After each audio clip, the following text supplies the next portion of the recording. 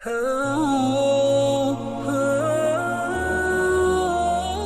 کل ایک current issue ہے، میں اس کے اوپر تھوڑی گفتگو کر لوں۔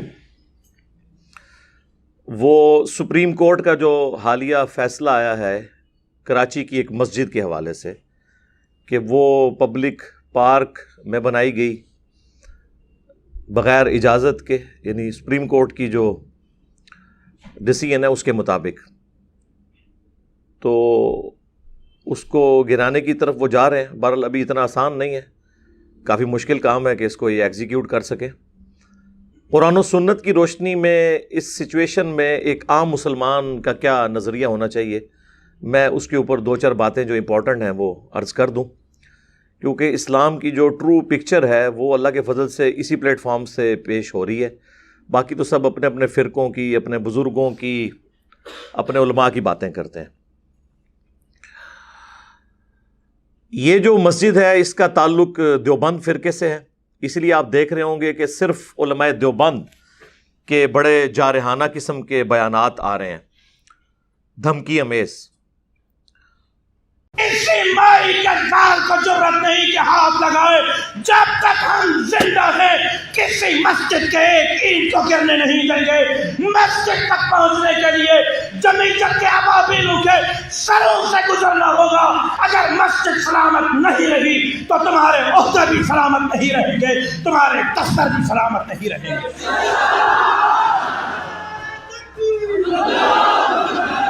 تم ہوتے کون ہو میری مسجد کی طرف میری آنکھ سے دیکھنے والے؟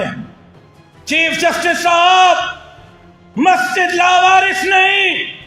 اگر تمہارے اندر جرت ہے، اگر تم نے مائی کا دودھ پیا ہے، آؤ مسجد کو گرا کے دکھاؤ، دیکھتے ہیں تم کیسے مسجد گراتے ہو۔ ہم مسجد کی چوکیداری کریں گے۔ چیف جسٹس صاحب، مسجد کے لیے بعد میں آئیں، پہلے شاہراہ فیصل پر ہمارے افواج پاکستان کی زمینوں پر بنے ہوئے پیٹرول پمپ گرانے کا حکم دیں۔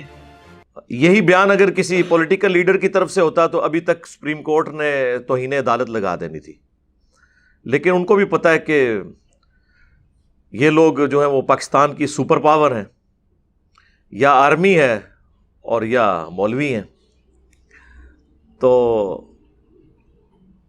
اس کی طرف سے کوئی اس قسم کا ڈیسیژن توہین عدالت والا ابھی سپریم کورٹ کی طرف سے نہیں آیا۔ اور دوسری بات آپ یہ دیکھیں کہ یہ مسجد کا مسئلہ جو آج فرقہ دیوبندیہ اسے مسلمانوں کا مسئلہ قرار دے رہا ہے، میں ان سے یہ پوچھوں گا کہ اگر یہی سب کچھ شیعہ کی مسجد کے ساتھ ہوا ہوتا، یا مسجد کے ساتھ انہوں نے اکثر ملحقہ امام بارگاہیں بھی بنائی ہوتی ہیں، مسجد وہ بھی مسجد کو مسجد ہی کہتے ہیں، امام بارگاہ الگ سے ان کی ایکٹیویٹیز کرنے کی جگہ ہے، جس طرح اہل سنت کے ہاں مدارس ہوتے ہیں نا، تو اس لیے آپ دیکھیں گے لکھا ہوتا ہے مسجد و امام بارگاہ، تو کہتے وہ بھی مسجد ہی ہیں اسے۔ اس کے ساتھ اس قسم کی ایکٹیویٹی ہوتی تو کیا ان فرقہ والے علماء کا کوئی بیان سامنے آتا؟ ایون اہل سنت میں بھی آپ دیکھ لیں، ان سے بھی بڑا فرقہ پاکستان میں تعداد کے اعتبار سے بریلوی، ان کے کسی نمائندہ عالم نے اس حوالے سے کوئی بیان نہیں دیا۔ اہل حدیث تو ویسے ہی تھوڑے ہیں، ان کی تو سنوائی نہیں ہے، ان کی طرف سے بھی ابھی ایز سچ میرے علم میں کوئی بیان نہیں ہے۔ اہل تشیع نے بھی کوئی بیان نہیں دیا۔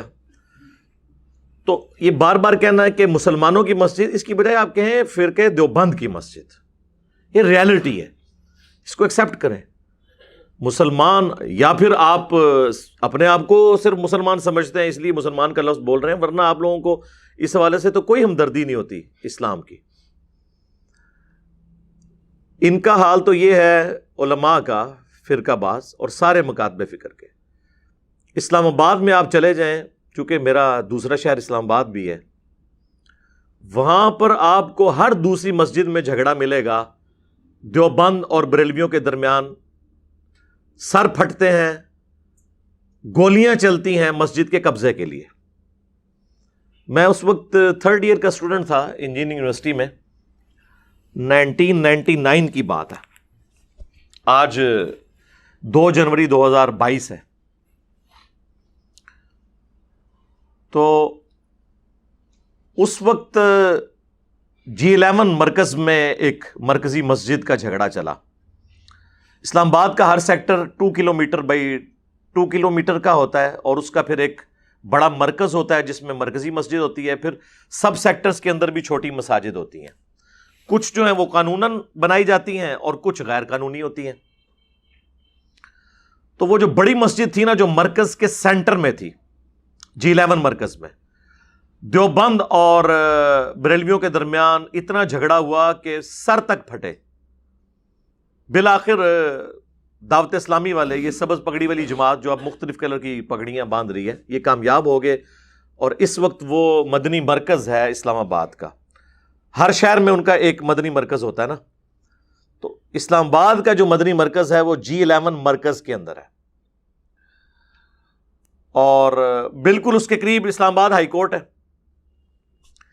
G10 کے اندر، کوئی زیادہ دور کی بات نہیں ہے. تو مجھے یاد ہے، چونکہ ہم اس وقت دعوت اسلامی میں تھے، تو ہم نے یعنی ان بھائیوں کو دیکھا جنہوں نے سر باندھے ہوئے تھے، جو پھٹ گئے اس لڑائی کے دوران. کیونکہ اسلام آباد میں جو مساجد ہیں یہ آپ سمجھ لیں فیکٹری ہیں. ابھی سیکٹر جسٹ لانچ ہوتا ہے نا، اور دور دراز تک کوئی مکان نہیں بنا ہوتا، نہ کوئی سڑک بنی ہوتی ہے. تو آپ کو نظر آئے گا کہ زمینوں کے اندر کوئی اللہ کا درویش بندہ انورٹڈ کاماز میں ایک چھوٹا سا حمام لے کے، ایک چٹائی لے کے بیٹھا ہوگا. آپ بڑا ترس کھائیں گے کہ یار کیا اسلام کی خدمت ہو رہی ہے، بندے ہی کوئی نہیں، اور اس نے ایک چھوٹا سا کمرہ بنا کے، تو کچی سی وہ اس کی اینٹوں کا جوڑ کے، یا بعض اوقات لا کے وہ کنٹینر لا کے کھڑا کر دیتے ہیں، اس میں مسجد ڈکلیئر کر دیتے ہیں. کتنی اسلام کی خدمت ہو رہی ہے، لیکن آپ کو پتہ نہیں کہ وہ اتنی بڑی انویسٹمنٹ کر رہا ہے کہ یعنی اس ملک میں اس سے بڑی انویسٹمنٹ آپ سوچ بھی نہیں سکتے. اربوں کی وہ انویسٹمنٹ کرنے جا رہا ہے، اربوں کی. لیکن وہ سٹارٹ ہوگی شاید 10 سال بعد، 15 سال بعد، 8 سال بعد. اب یہ نہیں کنفرم کہ کب تک ہوگی، لیکن وہ بیٹھا رہتا ہے استقامت کے ساتھ. میں نے تو خود G13 میں دیکھا ہے، ایک مسجد ہے سیدنا حسین ابن علی رضی اللہ تعالی عنہما وعلیہم السلام، دیوبند کی مسجد ہے. تو وہ بندہ بھی اس وقت میں وہاں کبھی راہ گزرتے نماز پڑھتا تھا جب کوئی نمازی اکا دکا ہوتے تھے. آج آپ جائیں تو ملٹی سٹوری بلڈنگ بنی ہوئی ہے، لاکھوں کروڑوں کی انکم ہو رہی ہے وہاں سے. ظاہر چندہ بک کھل جاتی ہے، لا کے بچے جو ہیں وہ KP سے لا کے غریب گھرانوں کے بچے وہاں پہ وہ رکھ لیتے ہیں سامنے رکھنے کے لیے، گاڑیوں میں پھر رہے ہوتے ہیں. اس وقت آپ جاتے ہیں تو آپ کو ترس آتا ہے کہ بیچارہ کیا کر رہا ہے یہ ادھر، لیکن آپ کو پتہ ہی نہیں کتنا سمجھدار ہے. ہمارا کوئی پولیٹیشین، کوئی جرنیل، کوئی جج اتنا سمجھدار نہیں ہوتا جتنے یہ علماء ہوتے ہیں. وہ پوری انویسٹمنٹ کرتے ہیں، وہ اندر سے نکلوا لیتے ہیں نا کہ کہاں مسجد بنے گی پہلے ہی. ابھی وہ سیکٹر لانچ بھی نہیں ہوا، یا لانچ ہوا ہے اور ابھی مکان نہیں بننے شروع، جا کے بیٹھ جاتے ہیں. پھر کوئی اگر زیادہ تگڑا ہے تو لڑائیاں شروع ہو جاتی ہیں. تو یہ وہاں پہ تماشا لگا رہتا ہے. ہمیں تو یوزل پتہ ہے. یہ میں آپ لوگوں کو اس لیے بتاتا ہوں کہ میں نے دونوں گھر دیکھے ہوئے ہیں، علماء کا کلچر بھی آبزرو کیا ہوا ہے اور یونیورسٹیز کا بھی. تو دونوں طرف کا مجھے آئیڈیا ہوتا ہے کہ یہ کیا کچھ چل رہا ہوتا ہے. یہ لوگ آپس میں ایک دوسرے کی فرقے کی مسجد کا احترام بھی نہیں کرتے، چھینتے ہیں ان سے. میں تو کہتا ہوں اس سے بھی بڑھ کر ہمیں دوسرے جو ریلیجنز ہیں ان کی عبادت گاہوں کا بھی احترام کرنا چاہیے. اور اللہ تعالیٰ نے ہمیں یہ چیز سکھائی ہے. سورۃ الحج میں اللہ تعالیٰ نے کیٹاگوریکلی مینشن کیا ہے کہ اگر اللہ تعالیٰ بعض کو بعض سے ٹکرواتا نہ، یعنی لڑائی کے ذریعے یا جنگوں کے ذریعے، تو خانقاہیں، گرجے، معبد اور مسجدیں، اللہ نے مسجدوں سے پہلے باقی جو ریلیجن ہے ان کی عبادت گاہوں کا ذکر کیا ہے. یہ سب کے سب ڈھا دیے جاتے. یعنی یہ جہاد اور قتال کی برکت ہے، یعنی وہ قتال نہیں جو زیادتی والا ہو، جو واقعی جینون ہو ظلم کے خاتمے کے لیے، کہ دنیا میں خانقاہیں آباد ہیں، گرجے آباد ہیں، معبد آباد ہیں، یعنی عبادت کرنے کی جگہ، اور مساجد جہاں پہ اللہ کا ذکر کثرت کے ساتھ کیا جاتا ہے. یہ سورۃ الحج کی آیت نمبر 40 آپ پڑھ کے دیکھ سکتے ہیں. تو کسی بھی ریلیجن کی عبادت گاہ ہو اس کا احترام ہے، اور پھر مسلمانوں کے لیے تو آپس میں ایک دوسرے کی مساجد کا احترام ہونا چاہیے.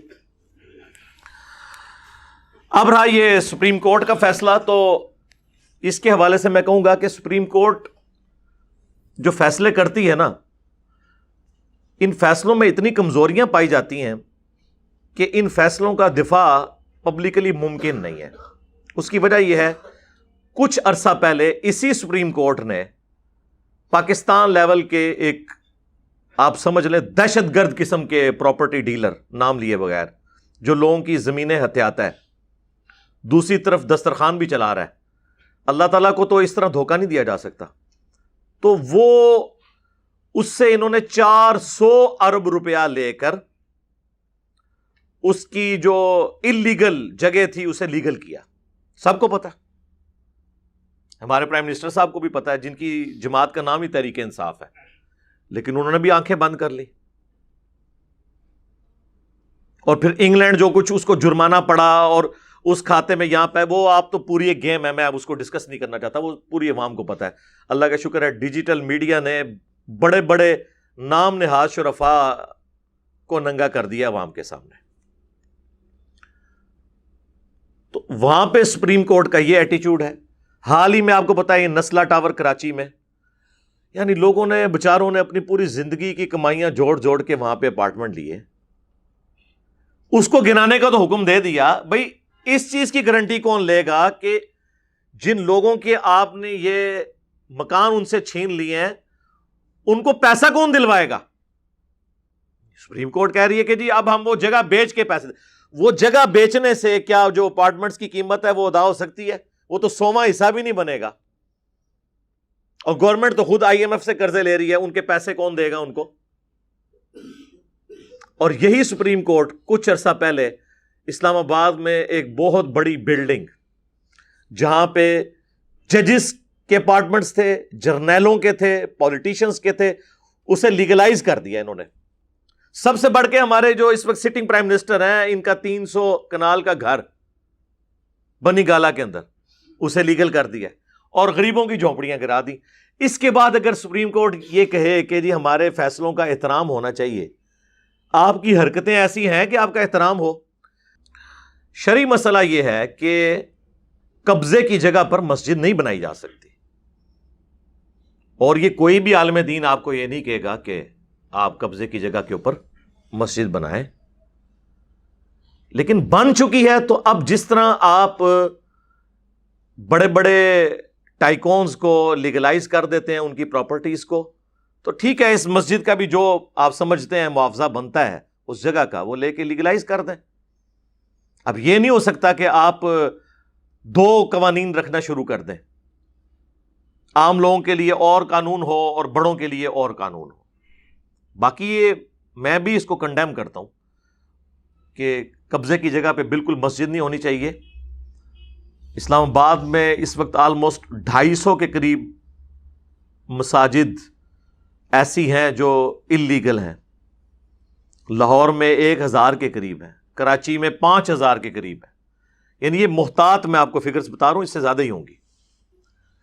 تو نہیں ہونی چاہیے.